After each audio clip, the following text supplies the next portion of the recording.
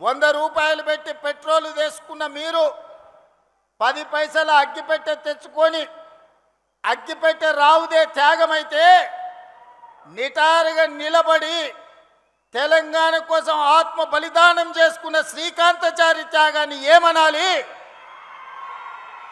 Constable Kishtaiah నేల కొరిగిన త్యాగాన్ని ఏమనాలి? ఉస్మానియా యూనివర్సిటీ గేట్లని తన్ని వీర మరణం పొందిన యాదయ్య త్యాగాన్ని ఏమనాలి? ఒక ఈశాన్ రెడ్డి, ఒక వేణుగోపాల్ రెడ్డి త్యాగాన్ని ఏమనాలి?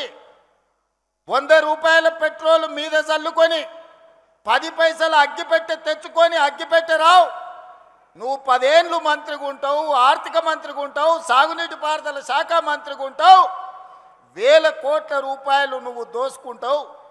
ఉద్యమం ముసుగులో ఫామ్ హౌస్లో ఉన్నవాళ్ళు అధికారాన్ని చెలాయించి 69,000 కోట్ల రూపాయల అప్పులో ఉన్న తెలంగాణను 8,11,000 కోట్ల రూపాయల అప్పుల ఊపిలో ముంచి ఈ తెలంగాణను శాశ్వతంగా 10 ఏళ్లలోనే 100 ఏళ్లకు సరిపోయే విధ్వంసం చేసిన మిమ్మల్ని ఏమనాలి? మీ త్యాగాలను ఈరోజు తెలంగాణ ప్రజలు ఇంకా భరించాలనా?